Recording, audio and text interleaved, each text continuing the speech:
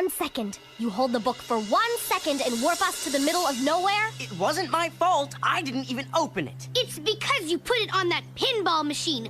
Who knows? Maybe you've warped us inside of one. That's ridiculous. We're just in a park somewhere. If it is a park, that's one nasty game of capture the flag. Hey, you three! Don't just stand there. Take this ball to the trebuchet.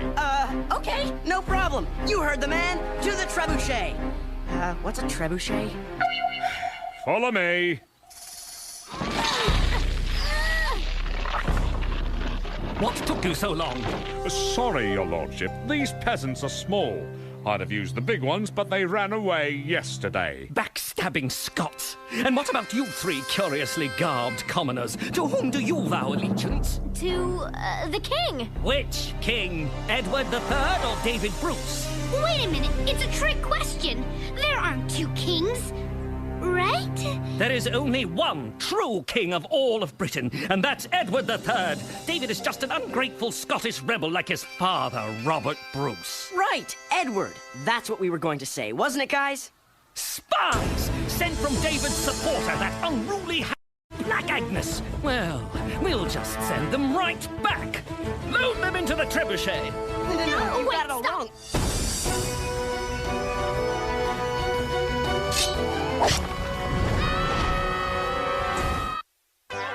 Be careful what you wish for.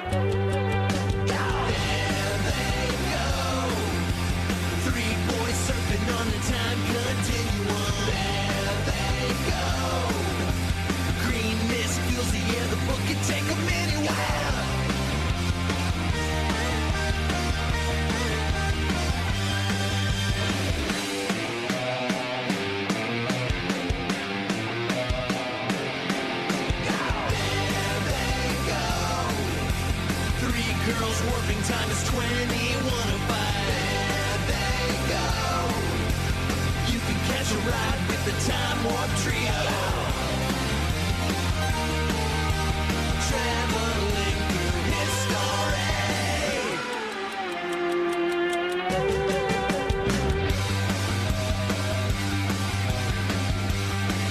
With the Time Warp Trio. There's not a lot of time to think when you're about to be splattered against the wall of a Scottish castle. But one question did occur to me. Why me? The answer was simple. Family. And then you just put the remainder over here, and voila! That's long division. You're so smart. If only you were my older sister and Joe was my great-great-grandnephew. Don't trust her, Jody. I know that voice. She's up to something. I am not. You're just jealous because we're bonding. Yeah. So, now that we've bonded, will you teach me something about the book? See, I told you. Anna, I know you've done it before, but you're really too young to time travel. Yeah, Anna, listen to Jody. Having said that, I guess there are one or two little things I could show you. Wait, no fair. I'm older. You should be teaching me first. Age doesn't matter, right, Jody? Tell him. Does too. Does not. If you two don't stop fighting, I'm not showing either of you a thing. Now, before you open the book, you should always make sure your hands are clean, especially if you've been around Fred.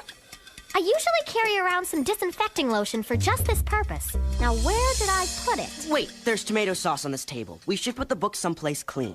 1,338? Huh. I could get that with one hand tied behind my back. Ah, here it is. Not only does it kill germs that can infect the space-time continuum, it's also a lavender-scented moisturizer. Hands, please.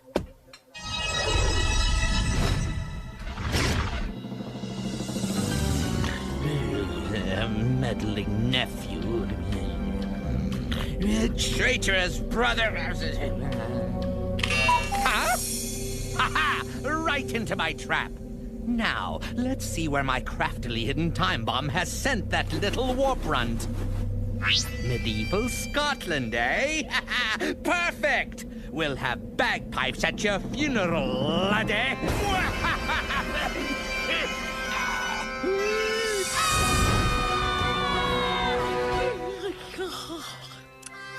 I wonder what new treachery that black-hearted Earl has cooked up for me today. Sending children over the wall?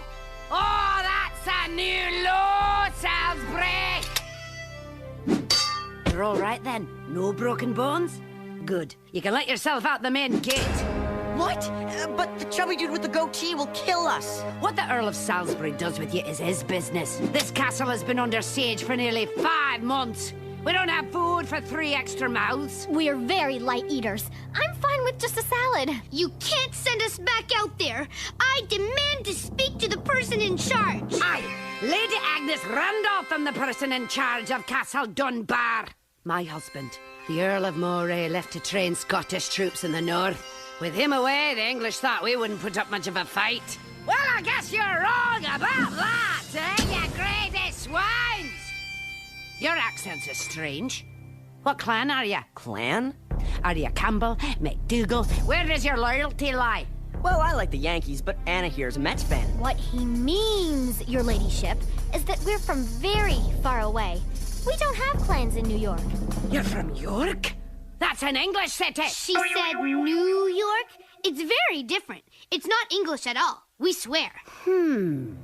If you're enemies of the English, you could help us. Then again, you might just be spies.